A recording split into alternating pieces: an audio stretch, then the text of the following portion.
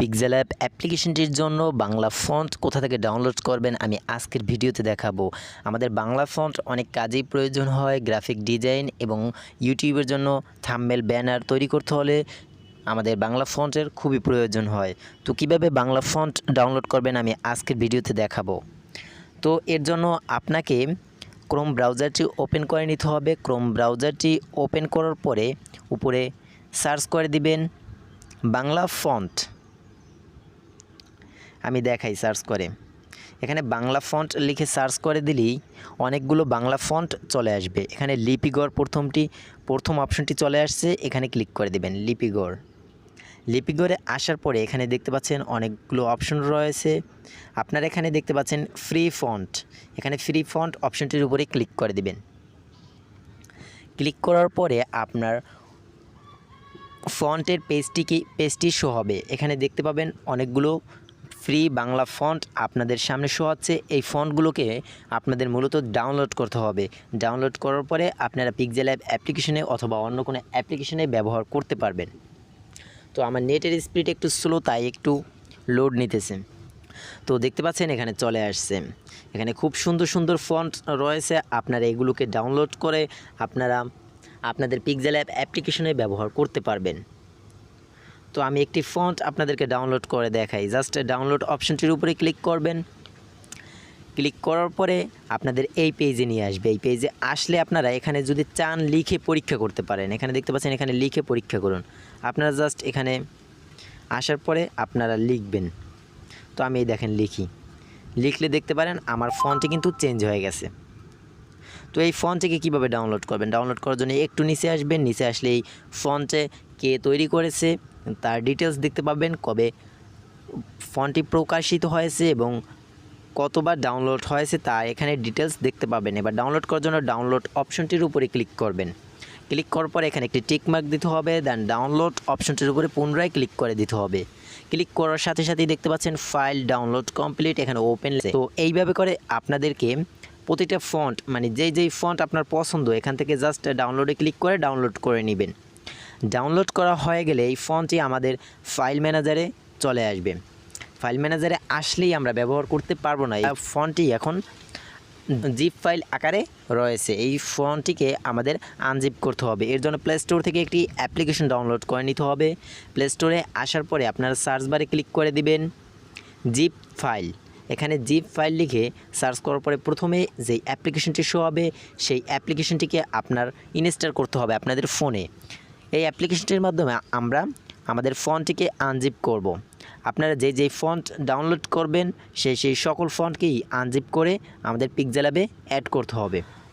তো এখানে আমাদের অ্যাপ্লিকেশনটি কিন্তু ইনস্টল করা কমপ্লিট হয়ে গেছে। এবার এখান থেকে বেরিয়ে আসব। বেরিয়ে আসার পরে আমাদের ফোনের হোম স্ক্রিন থেকে অ্যাপ্লিকেশনটিকে ওপেন করে নিব। অ্যাপ্লিকেশনটি ওপেন করার পর পারমিশন চাইলে আপনারা এখান থেকে অ্যালাউতে ক্লিক করে দিবেন, দেন ওকে বাটনের উপর ক্লিক করবেন। এবার আপনারা ডাউনলোড করা ফন্টটি কোন ফোল্ডারে রয়েছে এখানে ডাউনলোড অপশনটির ভিতরেই থাকবে। তো ডাউনলোডে চলে আসলাম। এবার এখান থেকে নিচে আসলাম। তো খুঁজে দেখি কোথায় আমার ফন্টটি ডাউনলোড হয়েছে।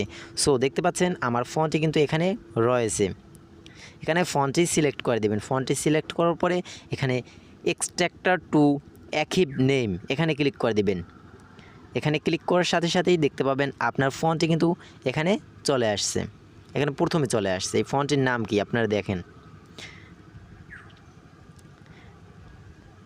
এখানে দেখতে পাচ্ছেন আমাদের ফন্টটি কিন্তু চলে আসছে। এই ফন্টটি এখানে ফন্টটির উপর ক্লিক করার পরে ইউনিকোডের উপর ক্লিক করে দিবেন। দেন এখানে দেখতে পাচ্ছেন দুটো ফন্ট আমার এখানে শো হচ্ছে। প্রতিটা ফন্টের ভিতরে কিন্তু দুইটা করে ফন্ট থাকবে। দেন আপনারা এখান থেকে বেরিয়ে আসবেন। এবার আপনার এই ফাইলটি কোনো প্রয়োজন হবে না। এবার এই ফাইলটিকে আনইনস্টল করে দেবেন। প্রতিটা ফন্ট এভাবে আনজিপ করে তারপরে দেন আপনাদের ফোনের ফাইল ম্যানেজারটি ওপেন করবেন। ফাইল ম্যানেজারটি ওপেন করার পরে আপনার ফন্টটিকে এবার আলাদা করতে হবে আপনার চেনার জন্য। আপনারা এখান থেকে চাইলে নাও করতে পারেন, তারপর আমি আপনাদের সুবিধার্থে করে দেখাচ্ছি। আপনার এখানে কোনটা হচ্ছে আপনার ফন্ট সেটা আপনারা অনেক সময় খুঁজে পান না। তো এবার আপনাকে এখানে ডাউনলোড ফোল্ডারটি ওপেন করে দিতে হবে। দেন ওই ফন্ট নামের একটি ফাইল এখানে শো হবে, এখানে এই ফাইলটির উপরে ক্লিক করে দিতে হবে। দেন এখানে ইউনিকোড নামের আরও একটি ফোল্ডার পাবেন, ইউনিকোড ফোল্ডারটির উপর ক্লিক করবেন। দেন এই ফোল্ডারটির ভিতরে দুটো ফন্ট পাবেন। দেন সেই ফন্টটিকে মুভ করে অন্য জায়গায় সরিয়ে নিতে হবে, আনালে আপনারা বুঝতে পারেন না যে কোনটা আপনার ফন্ট। আমি এখানে ফন্টের একটি ফাইল নেম দিয়ে দিতেছি।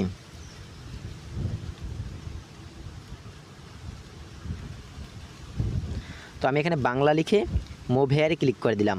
আমার ফন্টটি কিন্তু এখানে আমার বাংলা ফন্টে চলে গেছে।